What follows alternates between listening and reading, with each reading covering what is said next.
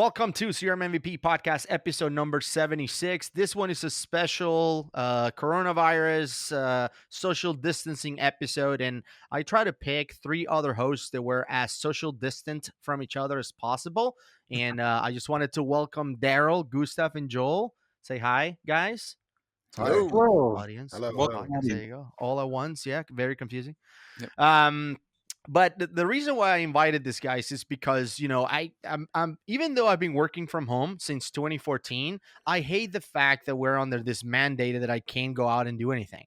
And the funny thing is, when I can go out and do whatever I want, I never want to go anywhere. It's just the weirdest thing. But I hate the fact that I'm kind of secluded. I haven't left the house in I don't know how many days at this point. And that made me think about, what other things do I hate? And then that made me think about what other things do all MVPs hate? And that's why we're here. These are the top 10 things all MVPs hate, at least Dynamics MVPs. I'm pretty sure this is universal. What do you guys think? Yeah. The things that we wrote down. Wow, I can sense the enthusiasm Well, through I the. think that MVPs are generally known for being somewhat opinionated, so there's probably many more things than 10 that MVPs hate. For sure. And one thing I wanted to make sure that, this episode doesn't come up as we're just whining. This is top 10 things that we're going to whine about. These are things that the way I think about it is I hope that people listening to this may identify themselves with one of these, like, oh, I need to maybe check the way I've been, acting or the way I've been criticizing or whatever it is, because we're going to talk about other MVPs. We're going to talk about Microsoft. We're going to talk about other people. Like, we're just essentially talking about things that bother us. I think hate is a strong word, but things that bother us. And we put together a list of 10 things. We all kind of contributed to the list. And, we're going to just talk about them. So, let's get started with number one. So number one is, and I think this is the top 10 is not really organized like number one is the one that we hate the most or number 10, but I think this one probably is the one that I hate the most out of all the ones that I wrote down, which is the people who plagiarize other people's work and other people's blogs and other people's videos or whatever and don't give any credit. I totally hate that. That has happened to probably all of us in this call several times. It happened recently to a few MVPs. I've even emailed people that are non-MVPs when I find their articles that are plagiarized by someone else, and I send a link and be like, hey man, you totally rock with that article, but that other guy or whoever is copying you. So what do you guys think about that? Well, it's really bad. I think it so sucks really. And I think the funniest time that this happened was, I think it was Yuka. Somebody was actually like they were ripping his blog right straight off. Oh yeah, I remember that. And then what he did was they even even had the image links back to his blog, and he noticed this. So he silently replaced all the images to other images, and then he changed the original images, saying like this has been ripped directly from this blog. So That was awesome. the ripped blog was like saying like, oh, this Yeah. that was hilarious. The bad part is that it's really hard to be able to stop that though too, unless they're so lazy that they actually have just a copy paste of even your images. Then and they're not even hosting those themselves. It's really hard to stop or enforce. I know we've had multiple MVPs that have communicated to people it's like, hey, you've got my content, please either refer to me or remove it, and they haven't given any sort of indication that they are willing to comply without, no matter what we seem to do. I've even had at a company where we were required to have a certain number of blogs. Each person was required to blog a certain number of times, and someone was taking exact copy and paste from the SDK, and not granted the SDK isn't all that exciting, but at least say, hey, this is from the SDK, rather than, hey, this entire blog article is from me. It's just not. It's horrible. Just plagiarism. Plagiarism is bad. You're stealing. Well, there are different levels of plagiarism. I mean, I have seen innocent accidental plagiarism. What I mean by that is maybe somebody sets up a blog with an RSS feed or something, not to steal content, but just say, here's some interesting tips or things like that. Or they have a Twitter feed that just verbatim retweets things. And so I count that a little bit more on the innocent side. But then there's the, actually stealing the verbiage, copy, paste. And I mean, CRM tip of the day probably is one of the more plagiarized blogs. I mean, I've found tips of the day translated to Spanish with the same tip number on it. So a blog just has number Wow. 42, and it's like Tip you number didn't have number 781. 42, and it was so 1,350 tips almost. And so you kind of make peace with them. I mean, realizing that really none of us are writing fine literature here, you know. And if somebody wants to steal a tip, a post I did about CRM 2013 and the email router, as long as, I mean, none, for one thing, I've never seen anybody really get ahead with that. There's a whole slew of people. We won't name names. I don't think we're naming names on this podcast, but it's generally it's looked as a shortcut. Maybe your boss said you need a blog or you want to build an audience, but generally that's to cover up for a lack of either ability or desire to do it yourself. So it would never last long. But if Yeah. yeah, but if we're going to be a bit constructive here for the people that are like they might feel that they have actually done something similar to this. I mean, what you can do is that you can actually have a look in the SDK, and some stuff in the SDK is actually a bit cryptic to understand. So read that, try to understand it, and rewrite it in a way that might be Yeah. better from your perspective, so that other people might get that. So you're actually writing more or less the same content, but in a different way. And that's fine. You're doing something to it. So do that. Just like rewrite it in a different way. That's good. You're creating content in some way.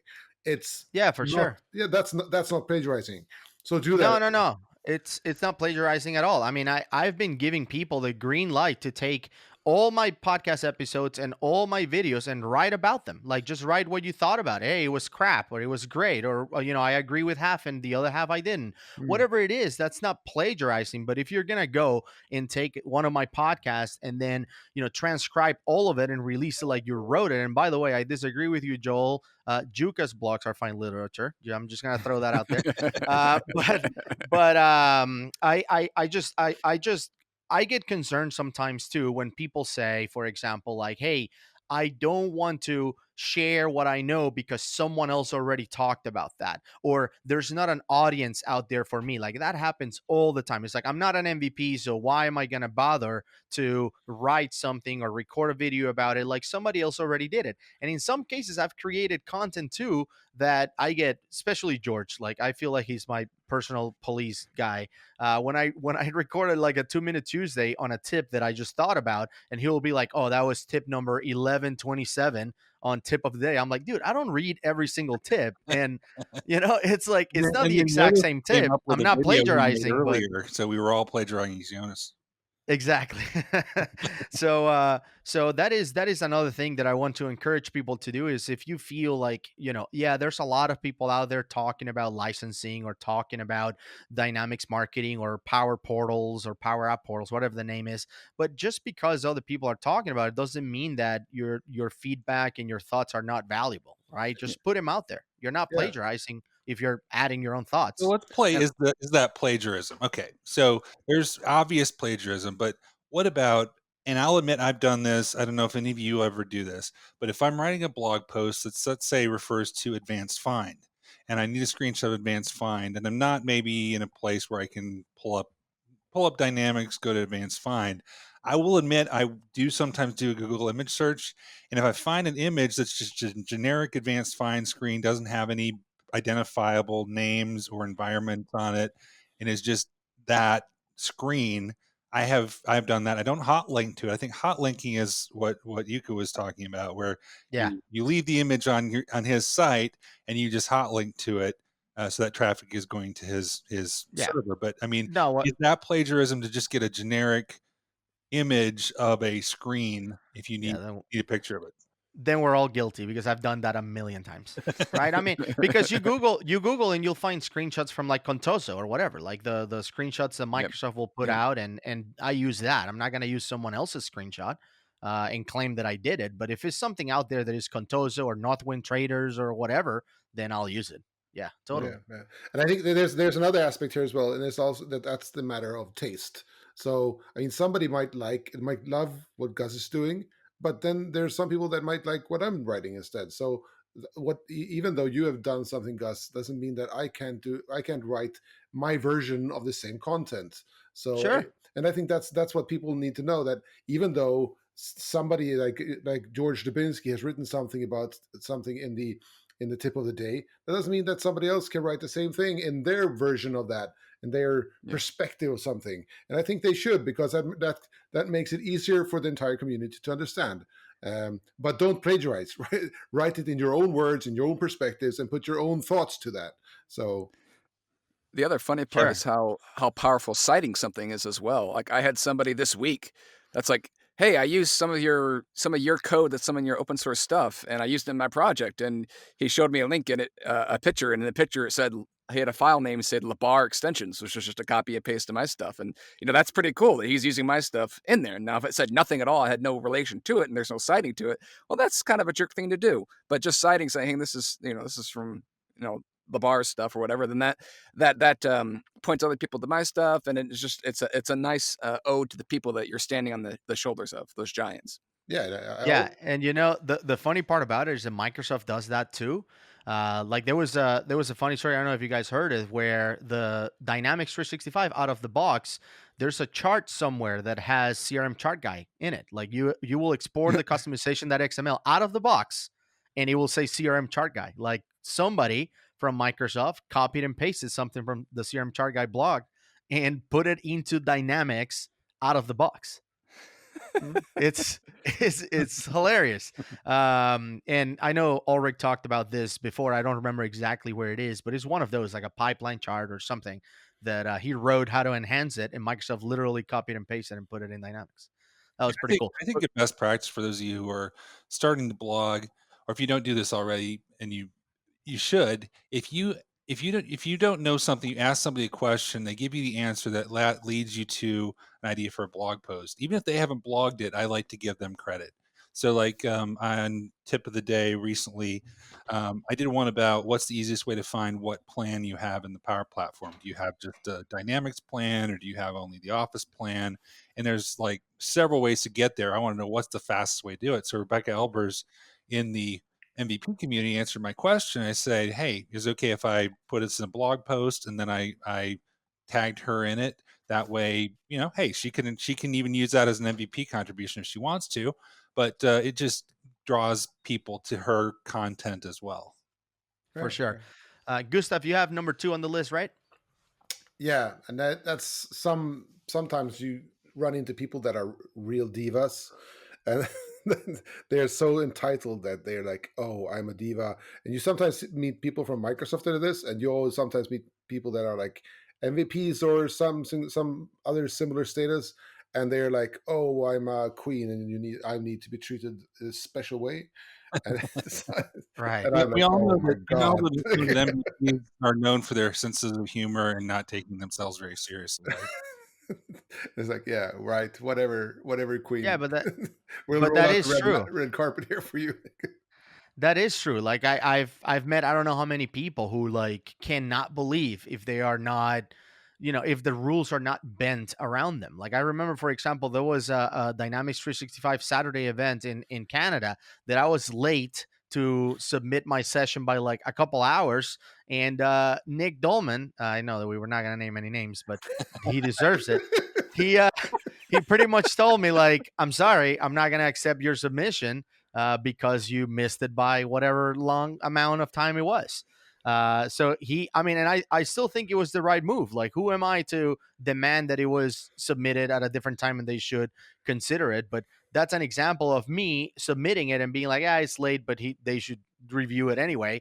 And then they didn't, and I deserve that. But the other one that I noticed, though, I was at a meeting at the CRMUG Summit last year, and we had this private meeting with the leadership of Microsoft, and it was like a mini MVP. It was like MVP only meeting. And Daryl, you were there on that, and we Yep. were just bringing up all these different points about dynamics or whatever points that we cannot bring when non MVPs are in the room. And suddenly, like this guy just jumps in, another MVP jumps in and says, "What I want to know is why was I not selected to speak at this conference?" And the Microsoft leadership was like, "Whoa!" Like they were caught off guard, and they were like, I don't really know. We're not, deciding the speakers or whatever." And the guy was like, "Well, like if I'm not selected, then nobody else should be selected. Like after all, I'm the world's leader and blah blah blah." Like he started just throwing all this stuff, and he's like, "I'm sorry, like whoever didn't pick me messed up. Like you guys need to research and investigate and find out what happened." And we were all looking at each other like, what is going on? Like, who's this guy? Right. Like, it was unbelievable. I don't know why people feel entitled. I don't know what So other there's this thing that stories happens you guys have. usually, not usually, but can happen after about the fourth or fifth year you're an MVP. Not saying it happens to everybody. I don't think it does, but it Oh can. yeah.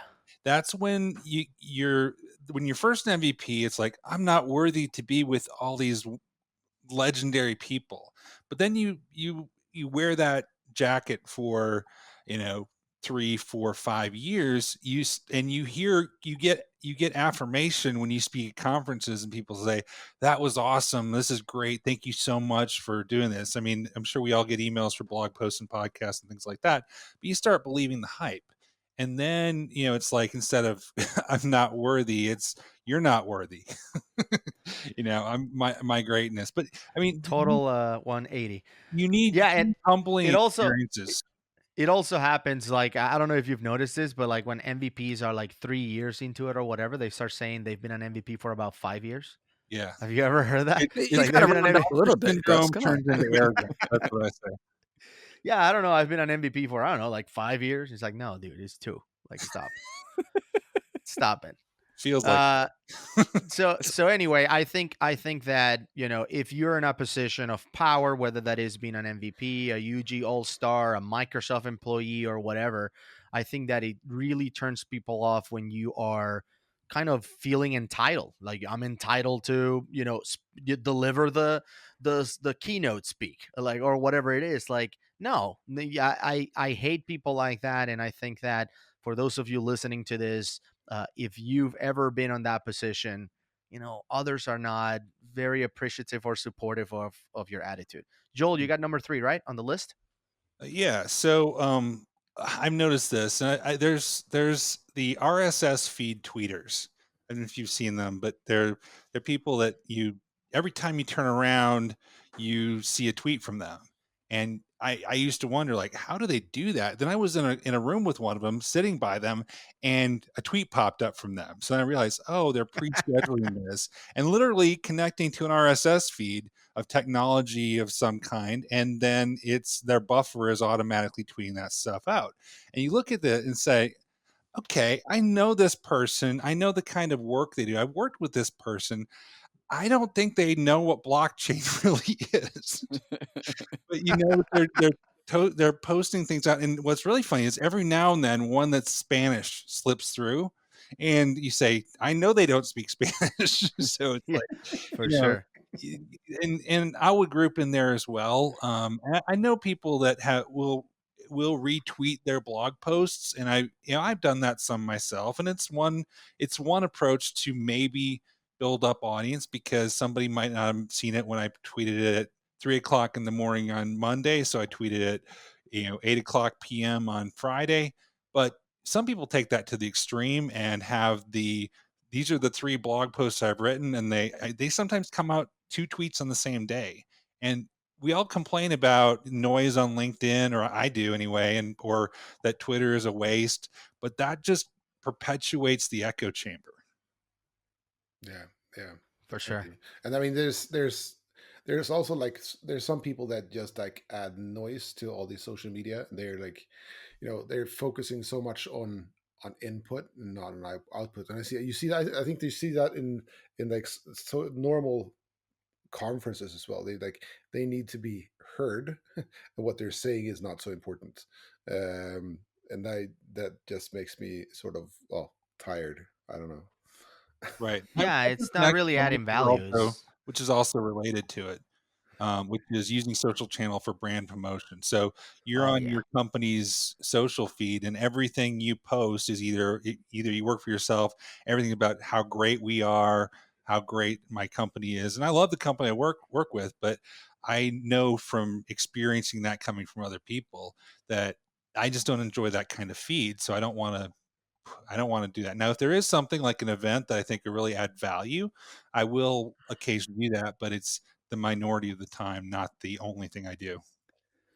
For sure. And not only promoting, using social channels for brand promotion, but I've seen this on, sessions during the UG Summit or even the local regional meetings that, you see some speakers that will come out and literally half the whole presentation is about promoting themselves and what they do and all of that. Like it's widely accepted that if you get selected to be a speaker at one of these conferences, that you should deliver the content and not so much promote yourself. Like you can introduce yourself, you can say you work for a company, and if your company is the leader in healthcare, CRM or whatever, you can say, we're voted number one, CRM in healthcare or whatever. But you can't just like every other slide, mention that, by the way, remember that we do this because we're the number one. Like it's just weird. And one of these experiences happened to me at the last UG Summit. I don't get to attend a whole lot of sessions during the summit, so I have to be very selective about the ones that I'm taking.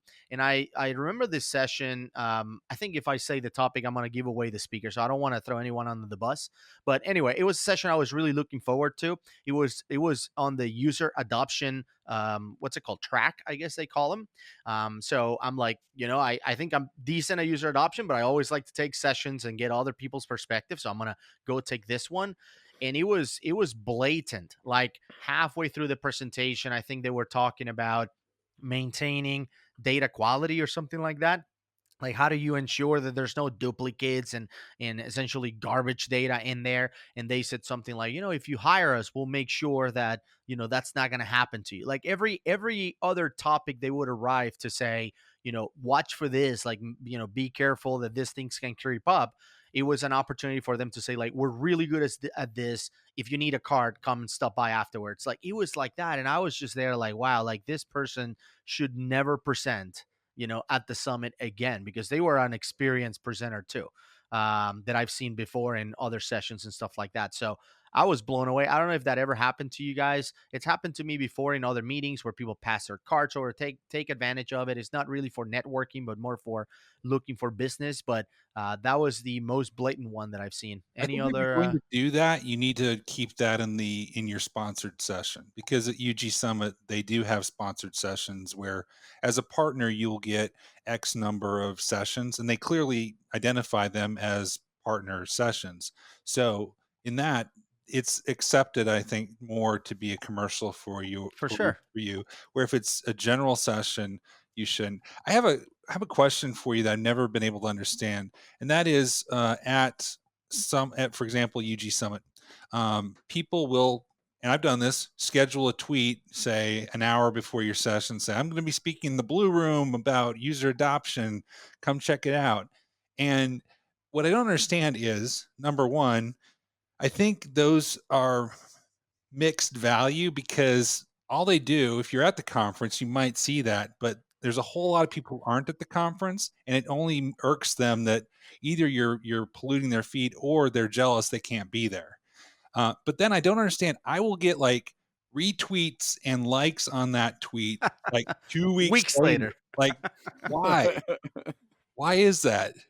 I know it's hilarious. That happened to me as well. I like to put it out there because I try to do it sometime, like typically the day before, and say, hey, tomorrow at 9 a.m. I'll be talking about this or whatever, and hopefully people at the conference, who will be most likely the people following me to begin with, will read it, when they wake up in the morning or at night before they go to bed or whatever. Catch up with Twitter or whatever social media it is that we're posting this, and then hopefully, put it on their calendar and attend. But you're right, you do get retweets and likes like weeks later. I don't get it. What I think is really a bit sad is that people that are taking like half an hour of an hour session and just like doing advertising for their company, do they really think that is effective? I mean, how many I have no people? idea. From my perspective, it just seems like very ineffective way of doing advertising for your company, because most people that are in that session will just think it's stupid.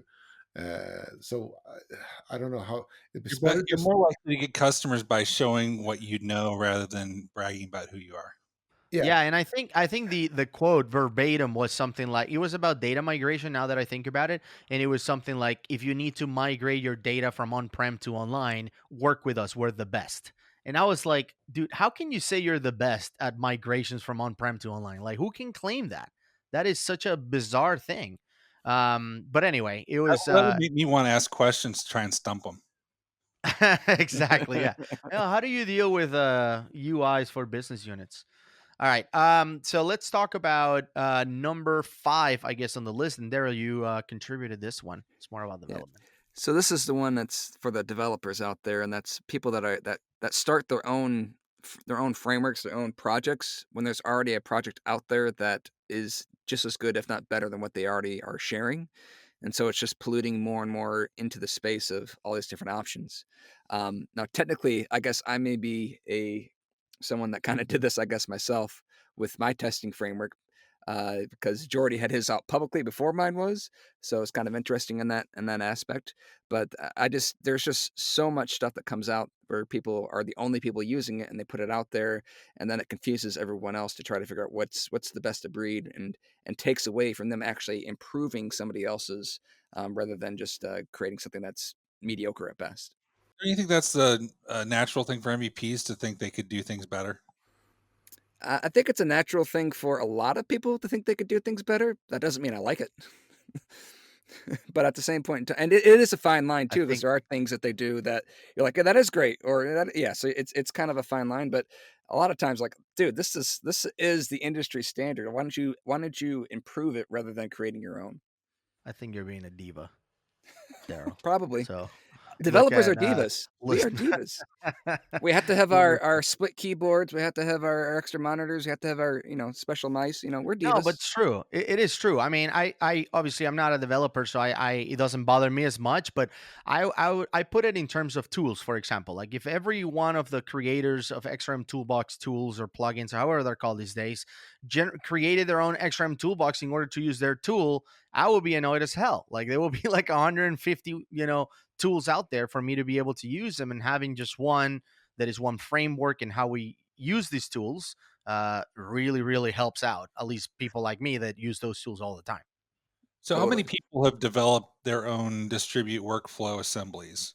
I mean, there's been community tools back to the Codeplex days to do that, but Oh my god, sometimes there's concerns about supportability of a tool if it's one guy doing it, or if that person works for a competitor, and there's concerns of not a what I would call a pure community tool like XRM Toolbox, but something where somebody who is one of your main competitors, somebody there has written one, I can see, or another way, maybe a customer is leery of using things that are just a community tool. But I agree with you. If there's something that is as good, I would put Microsoft in that category too, because I was on a call with somebody. I can't say what it was about, but it was about a potential new feature. And what my feedback is, listen, if you're going to do this, you have to have some way this is better.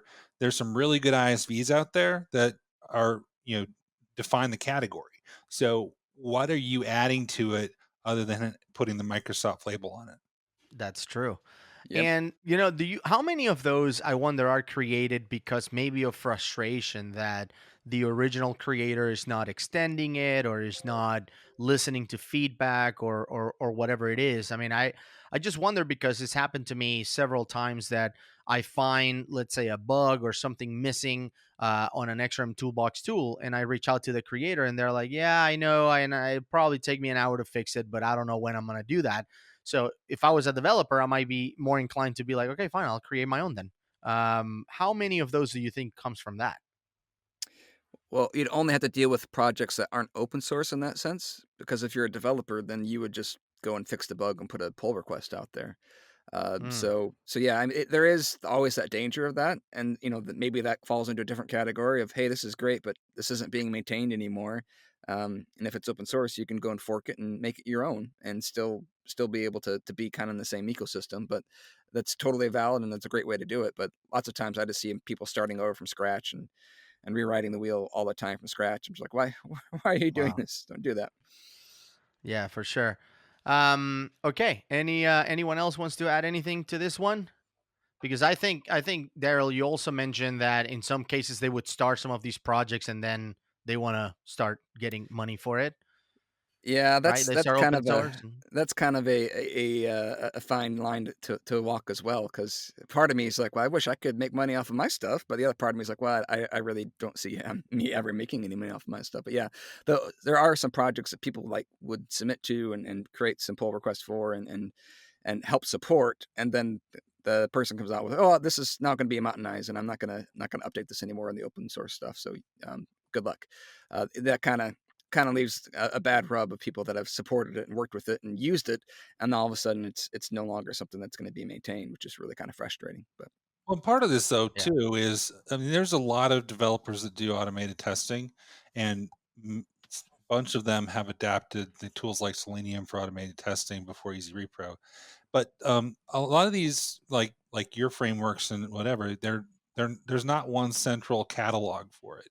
So part of it might be either not knowing that exists or being familiar with it. So whether the XRM toolbox brings all these other tools together, but these frameworks, there's a lot of GitHub repositories and community yep, tools like Andrew Butenko's tools and others that some people literally just might not know about too. Yeah, and Makes sense. I have one perspective of this as well, because what we're thinking about is creating our own framework that we have from for our company, that we have like to share between our customers, and instead of having that being creating a where dependency that our customers have on a managed solution that we have internally, we're thinking about making that an open source solution instead, so that if anybody wants to, they can build on that. But the point is mostly that we don't want to lock our customers in, so that yep, they can. So from that perspective, I would say there are other aspects to this that why people might want to create an external open source framework, than just like creating it from the aspect of, oh, I want to create an open source framework for sharing this with the entire community. It might be to just make it open so that you're not locking anybody in, like putting it in some like like a storage, almost like for, yeah, so that you yeah. don't lock the customer in. So that's a similar way of handling that. So But Yeah, come and like on, you don't said, you there know who are Daryl is? He's the face yeah. of automated testing. Yeah, he's the face of automated testing. No, Um, that's really Jordy. If you look at the number of users, his framework is way more used than mine is. yeah. Shout out to Jordy. Yep. The other thing I wanted to mention, and Gustav, you were dead on, which is some people have different reasons to do it. And I think that I wonder how many people create their own framework just because they're chasing that MVP award or they're looking for that recognition as well. Because I remember back in the day, there were some people, for example, that would just blog code, essentially pieces of code that would do stuff that you would do with pressing a button in Dynamics. Like I never understood like why. They will be like, "Oh, here's the JavaScript functionality for qualifying a lead, like pressing the qualify button." I'm like, "Why don't you just press the qualify button?" They're like, "Well, no, but this is how you do it with code." Like, when am I going to be on the forum and be like, "You know what? I don't want to click on the button. I just want it automatically, to pop up and already qualify the lead." Like I just couldn't find like real scenarios for some of this stuff, but it doesn't matter. There's no reason for it other than I need to put up volume out there with a bunch of code because that's what they do all day is write code all day. So they just want to, add a bunch of volume. So that happens a lot. And some of the people like that get the actual MVP award. And I think this is connected to number 6 in our list, which is what I call one hit wonders, right? The people that work hard for a year or beyond a year to get that MVP award or UG All Star award or promotion or whatever it is. And then they just disappear, right? They just get the award and then they just take the pedal off, or the foot off the pedal. And it's sort of like, I'm not going to do anything. I used to put a video out every week or write a blog every day or whatever. And now I'm going to spend 8 months and not write anything or do anything about it because I got the award. And you have some examples of this also, Joel, right? With people you have submitted to get the award. Yeah, so I mean, first thing is life situations can change. You can get a new job, you can get promoted and have not this time. You can have a kid, you can get married, you can get divorced. A lot of things can happen that sometimes can change your priorities, or you get burned out. People don't pace themselves. But yeah, I would say it is frustrating for me to have someone to that I vouch for and get help them get the MVP award to find them basically throw it away. Meaning, they don't then continue doing things like that. They were just doing to get the title and then they got it and then they moved on. So I've seen that a couple times. Most of the people that I've nominated have kept with it. But the reality is we will all be former MVPs at some time. And so there could come a time when any one of us could say, you know what? We want to do different things. Think of people like Aaron Elder who were big time MVPs. So that's good. But I would say don't pursue this unless you want to keep with it, because it's not worth it to do the work only to throw it away. Yeah, and ultimately, we don't. I personally don't like people like that. I don't like people that were just essentially pretending to get the award. I don't get that. For me, for example, I've never been of the idea that, oh, if you say that all the work that you're doing is to get the MVP award, you don't deserve the award. No, I think you deserve it, but then just keep adding to it, right? Keep adding value to it. Don't stop. And just like I've criticized before, where when it comes to being an MVP and they say paid activities don't count, I've never really share that. For me, it was sort of like, if I can hire somebody to all day, in and out, post out blogs and tools and all of that, and I'm paying them a salary to do that for whatever reason, they deserve the award if they're putting it out there and it's free for the community, even though they're getting paid to do it. So but the people that work hard or whatever, and then get the award and then they just stopped, completely, they disappear. Man, I never like that. And I even when we go to the MVP summit or whatever it is and I see them there, I'm like, dude, like, you completely face of the planet, since you got that award. So I'm not a big fan. Now, I've had some that I've nominated who got hired by Microsoft, so I'll give them a break. Yeah, that doesn't count. I like those guys. And I think that from the point that some people get paid to do the MVP stuff, I think that's always a gray zone. I mean, there's some companies that are more liberal in like what you can do with your time and how much MVP stuff you can do with your time, and some are that are extremely strict and say you can't do any of your like blogging or going to the MVP summit or stuff like that on your MVP time, like community stuff. So I think there's a big difference there on how that works. So, and if you Yeah. have a liberal company from that perspective, I mean, how would that, is that paying for your for your community time? What does that mean? Yeah, I think everything we do is paid for by somebody, right? I mean, it's nothing is 100% free. Even if you're just sitting at the office using the internet of the company to write this blog article, in a way they're paying you to do that. So, I don't know. It's an interesting gray zone, and there's no point on arguing that here. But anyway, number 7 on the list, Gustav. You got that one. You submitted that one.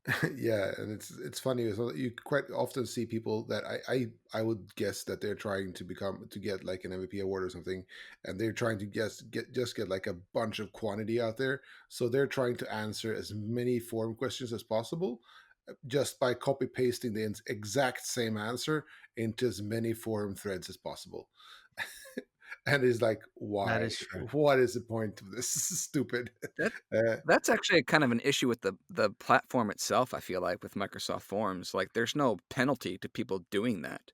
There's only positive thing is there's only positive about it. Someone can actually upvote it or give them a kudos or whatever. But other ones like Stack Overflow, like, other people can downvote it and say, "No, don't do that. That's dumb." And I think there's tremendous power in that. I wish that Microsoft would have some of that features in their forms. I would think that would help clean that up a lot and make it a lot I think they do have better. some of that in the new Microsoft Q&A forum, which is more technical forum than Dynamics and business applications. Hopefully, they'll get that. But Okay. yeah, I've seen that, and this is one of the behaviors. The forums are kind of like eBay for me. It's like I used to do a lot of them, but then I got away from them. And every now and then I'll think, I should do that again. But then I get involved, and that's the kind of behavior that makes me frustrated, make me swear never to do it again, because I see that. But I think there's also MVP itis can give you kind of quick answer syndrome, where somebody asks you a question, you fire off a quick answer thinking you know it all, but not really listening. So that's one thing that I've had feedback, at certain times in my career, that I wasn't really listening. I was just, thinking my answer and then talking. So Right. it reminded me I need to slow down, listen, and then, you really hear out what's happening, not give a rapid fire answer. Yeah, for sure. Talk about clarification and asking why, why you need this or why you're looking for, and asking a little bit more can give you a better chance to give a better answer. That's Yeah, for sure. but that's more like being in the diva, right? So then actually just copy paste the answers. We're all, by the end of this episode, we're all guilty of that. Yeah, The other thing that I wanted to mention is that when it comes to becoming an MVP, your contributions. I mean, the amount of contributions are evaluated, I guess, and nobody knows how many or whatever it is, how many of what you have to do in a year to deserve it, whether that is even a standard country by country or region by region or product by product. But what we do know, at least I assume, I don't know if this is true, is that there is not a measure of quality, but more of quantity, right? On the objectives. So you can say you wrote 100 blog articles. Nobody's sitting there reading them to see how valuable those articles were. It was kind of like how many people saw them, and that's it, right? When yeah. it comes to Yeah, the Unless MVP that's their unless stuff. you're measure tanking, you of only need quality like is how many people are three accessing. contributions a year. What's that, Joel? Unless you're like Tangy and only have 3 contributions a year, but they're really big contributions. Exactly. Yeah, Yeah. so Don't they It's have a checkbox for Tangy where he says, "Hey, I'm Tangy," and they just give him the MVP award? I mean, that's what I would exactly. do Yeah. for him. That's yeah. That's so the activity. Yeah. so I have a tip here for everybody. It's like write how like power platform tips for Fortnite hackers. Yeah. Exactly. That will give you like a ton of hits. Ton of views. Yeah. No, Yeah, the Yeah. best Just ones the that's a best ones would be like Mentos and Coke. Those videos have like 10 oh million my views. god. yeah. Movie Mentos and Cokes, Fortnite hackers Movie tips for solvers power have platform. like 15 million. And if you solver works you really fast while shooting off Mentos and Coke and answering serum questions, you would rule. That's stupid. That's really stupid. We'll do that. We'll do one of those videos. You go at the end of next Minute Tuesday, you have your little what's EMA mode mean or whatever, and then you drop the Mentos in the Coke. It'd be awesome. Exactly. Yeah, and we'll I play guess I Uh, think you need to do that the next summit. You need to yeah. We CRMUG should. summit have a Mentos and Coke and top 10 tools or something. yeah, we'll play Fortnite at the same time. So we'll do that in Fortnite and that. So we'll just like we'll, That's what I got to do to get more we'll nail that. viewers. Yeah, Yeah, they'll give you the big room that way. Exactly. All right. All right. So moving on to number 8 on the list, we're wrapping up. We're getting close to the end of the episode. There's a group of people out there that I really hate seeing. This is when they claim like accolades or certifications or accomplishments, they're no longer valid, right?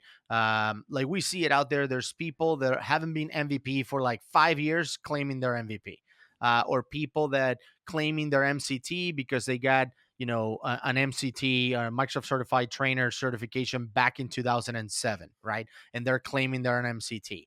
The MVP and the MCT are yearly certifications, if you will, or awards, or however you want to put them. They expire after a year. You need to, essentially deserve it again and get it again, get it awarded again, meet the criteria and get them again. And just like that, there's a bunch of other certifications that expire. One example of a certification that expired for me is back in, I think it was 2006. I took the class and all of that and passed the certification to become a Cisco certified network associate. So I got my CCNA back in 2006. It expired in 2009. So it will be ridiculous for me to go around being like, hey, I'm CCNA, right? Just so I can get some job somewhere, because the people that do this, that say they're MCTs or that say they're MVPs, they typically do it because they want more work from it. And I've confronted, I know some of you have confronted people like that. They're like, why are you saying you're an MVP? You're not an MVP. And they're like, well, I was an MVP back in 2012 or whatever it was. Then say former MVP, right? So I don't like people like that. What do you guys think? I don't know what you're talking about. I'm still riding high off of my CRMUG All-Star 2016 award. Well, at least those don't expire. So you got that going. The other interesting one, and I've seen this a couple times before, is we at Elevate, the company I work for, or my company, essentially we only do CRM. We don't do ERP or any other application outside of that, or customer engagement. Essentially is what we focus on in the Power Platform. But when Number sometimes I get 4. to partner, yeah, I get to partner with other companies. In order to deliver a project, let's say we're doing a migration from on-prem to online, and that includes SharePoint and Exchange, and there's another company doing this. Sometimes when I get introduced to those companies, or when I get to partner up with another company, I hear this thing, and I've heard it like way more times than I thought at this point, when people say, I'm basically an MVP, I just haven't applied for the award. Like that is always hilarious. Like I understand you're trying to tell me that, you're experienced or you're smart and you know the product very well or whatever, but that's not how it works. The other one that was funny is I got this at when I went to my first convergence. I wasn't an MVP, and I was sitting right next to this guy. I don't remember. I wish I remember who the guy was, but I attended one of those Ask the MVPs, and I was just sitting in the audience, and then there's all the MVPs. I think Joel, I think you were there. It was in 2012 in Houston, and I was you there. know, uh, yeah, I'm sitting right next to the guy, and the guy is like, I don't know why we started talking, and he's like, I should probably be up there, and I'm like, well, just are you on MVP? And he's like, no, but I just haven't applied for the award, but I know more than all these guys combined. And I'm like, okay, well, I didn't know that's how it works. That you just know a lot and say I'm basically an MVP. So yeah, don't walk around saying you're basically an MVP. You're either an MVP or you're not, right? Yeah. Yeah, I had a recent Interesting. client that I was working with that I finished what they wanted me to do. I rolled on another job, and they liked what I did. They looked for another MVP out in the market, and they found one of those MVPs that says they're an MVP, but they were like 5, 8 years ago. And he said he just did a horrible job, and he finally found out that they were actually hiring other people to do the work for them, and wasn't even Oh watching wow. any of it. And so it was, about the worst kind of scam you can imagine. And yeah, I felt really bad for the guy that to think, oh, this one MVP was great, so if I got another one that's great, well, the guy lied about being an MVP and even lied about being who was actually doing the work as well. So yeah, that's horrible when people do that. That's Yeah. when you should have pulled up the diva card and be like, "Do you know who I am?" All right, Daryl, you got number 9 on the Yeah. list. Yeah, you actually mentioned that you do this in the good way, not that you don't do this. I guess in the double negative there, but people that encounter a bug in a project, and rather than actually submitting an issue for the bug, or maybe reaching out to the person directly, they either ignore it or they complain to somebody else, and they don't do anything to help actually elevate the, hey, this is an issue, let's go fix it. I always, whenever anyone raises a bug with my stuff, I always reach out with them, make sure I get it fixed, and then I blast it out on Twitter, like, hey, this is fixed, thanks to so and so for reporting it, and I hope that I hope that helps them out a little bit as well. But it's a huge benefit to people doing that, and people don't do that. It's like, oh, why aren't you doing this? Why aren't you making it better for everyone? Why are you making so hard? I think we've been trained For though sure. sometimes to expect that things won't get fixed. Sometimes, like we have something in dynamics that doesn't work the way we want it to. Yeah, we've all submitted things that have sat on the ideas list for years, and it's gotten better, I will say. But even so, there's things like that have generally, I think, made people leery to submit that. But also, it depends on how big of a bug it is and how much time it will take to submit it. Because I'll have something that's inconvenience, but if I can still do what I need to do, I'm probably not going to be reported. So I could be that guy.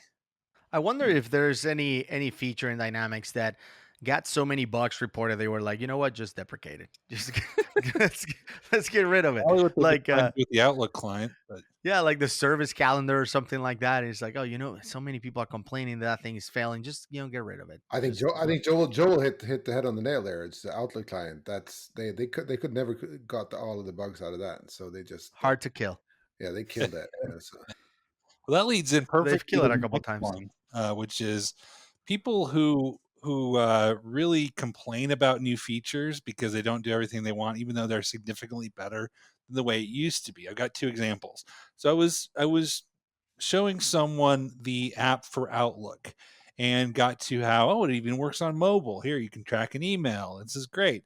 And they go, well, can I track an appointment on there? Like, no, not on mobile. It's a limitation, not in the app, but in rather in Outlook on the phone. And they were quite negative, like, oh, I don't think that would work here. Well, what do you have now? You have the Outlook client that doesn't work at all on mobile. Here you got it much better, will work on Mac, it'll work on mobile. But the fact it doesn't do that one thing, which granted is important, but the fact it does all this other stuff is significantly better than what you have. Why be negative on it? Why not say, yeah, I wish it would do that. Here, I'm going to you report it to Microsoft, say, I wish I could have this, but we can get a lot of value out of this now and get people. Nobody's tracking emails right now because they do their email from their phone. At least now we could have them start using tracking email on their phone and doing a decent job with it. Another one is I've been doing some tips of the day for the new features in Wave 1 2020, recording some videos. And what's interesting to me whenever I do the Kanban view, which is a new visualization for opportunities and activities whereby you can see them on a Kanban view either by stage or by status, and you can drag and drop them. People get quite negative about it and say, and there's been some that have liked it, but there are some limitations. Like when you drag and drop an opportunity, you can only do it one stage, and it'll pop up the opportunity. You have to then save it, and those things like that. But we don't have any Kanban view to start with, so I don't understand this mentality of it's not perfect or it's not exactly the way I want it to, so therefore it sucks. I think I can Yeah. explain why this is. I think it's this basic human psychology. It's like you when you look at when you're a gatherer hunter and you're looking out into the field, and you're looking for tigers or lions. You're not looking for all the non-threatening stuff on the field. So what they're looking for when you're presenting a new feature is what's not working or the threatening stuff, not the Are things you that are talking actually. about Tiger King now? Yeah, actually, I was No, actually looking at tagging. That's let's amazing. not talk about that is that's the main yeah premise of Tiger King if you haven't seen it. No, but the other thing that is interesting too is when they release a feature that actually does what people want and they still don't use it. Like for example, when they released editable grids, like it received like a standing ovation. You rarely see it used in actual projects like widely. They'll use it in one here or there, but everybody was asking for it. Like we need this enabled in every grid everywhere immediately, and then Microsoft is like, fine, here it is. Now you can do it. And people are like, yeah, let's just not. We don't need it that bad. Right. Well, that is one example where I think in real life it wasn't as usable as people thought it would be because you can't create records with it. But Right. same thing is if you need to bulk edit, or I even like it for not for editing, but to see the grouping is really usable. So Yeah, the what I'm grouping is awesome. suggesting is, take this new feature for what it's good for, but also look at how recently Microsoft has a pretty good record, like with sales forecasting, of taking something that's very limited and very quickly building up the functionality to where it's a very complete feature. So I think stop complaining, take what we have. It's okay to say, I wish here's my suggestions for what it'd be. Microsoft would love to hear that actually. Because if you're not giving that feedback, just complaining about, oh, it sucks, but not really anything to work with, you're not making the product any better. Yeah. Right, exactly. And that is the negative, the people out there that are just being negative and being like, it doesn't work. I'm never going to use that, right? Using those absolutes instead of providing the actual constructive criticism that will actually make it better. Because the one thing is, everyone who creates these solutions and tools within Dynamics 365, they all want to create a solution and want to see it adopted. Just like every solution we implement as solution architects, we want to implement them and see it adopted. So if something is preventing it from being adopted, they want to hear what it is to fix it and make sure that it works going forward. Sometimes Microsoft has released features that, essentially it does poor in other areas that is not very technical. For example, licensing, right? They say, we created this amazing thing, but it costs $5,000 a minute to use it or something like that. And people are like, well, I guess nobody's going to use that then. And then Microsoft is like, well, okay, let's just think about this for a second. Let's see how we can actually make money. They can change their mind and adjust when they hear real feedback, but not just negative. This is awful. I'm never going to use it kind of feedback. Mm, I agree, and I've helped Awesome. I've helped some customers to getting that are very forward looking and looking into like, oh, we really like Forms Pro. It's not really where we want it to be, where we when it's like when we're done with it, but it's really looking great where it's going. So they started using it, and then I've set them in contact with the program managers of Microsoft, and they've getting been like we on weekly meetings giving feedback to Microsoft, and they've the program management of Microsoft have been really, really thankful for all the feedback they're getting directly from a customer, because typically what I've been hearing from program management people at Microsoft is they really want to talk directly to customers to get real feedback from people in the real world, and not just like people, other people in Microsoft, because they don't have contact with the what's happening on the ground. For sure. All right, guys, like the divas that you are, can you give us your contact information so people can reach out to you and, give you any comments or questions about this episode or anything else that you're working on? Let's start with Gustav. Gustav, what's the best way to reach you? I am on powerplatform.se, and I'm also on Serum Gustav on Twitter. For the moment, until Microsoft sues you and takes that domain, powerplatform.se. Yes. All right. Daryl, what's the best way to reach you? Twitter, DD Labar. You can reach out to me on LinkedIn and Daryl Labar. Just one request on LinkedIn. Just say, hey, I heard you on the podcast and wanted to connect. That's just the way that I keep track of how people are connecting with me. So Nice. By the way, are you guys on the camp? And this is another one. We should probably add this to the list of people we hate. Is the people that all the people that ignore the things on your LinkedIn profile and still try to connect with you. Like for me, my profile is set to no recruitment, not interested in opportunities. Do not, if you have recruiter in your name, don't reach out to me. And I still get daily several, right? I mean, that's Okay, and it's that's where we need so to I've create got a a bot story that you about can that. point them to that pretends like you're you and you lead them on the whole time and waste their time. That's what you need to do. it Story was about insane. that. Today I got today I got an offer for a 6-month contract as a Salesforce developer in Tucson, Arizona. Like what? Like, do you even look at my LinkedIn profile? Stop it. But anyway, so that's another one. I don't know how you guys do it, if you accept every connection or not. But for me, I have a couple of rules. Like, do you have a picture? Like, if you don't have a picture, it's over. I don't accept. It doesn't matter who it is. It's true. And then the other one, if you're a recruiter, I mean, come on. Like, I'm telling you, I don't want to be contacted by recruiters.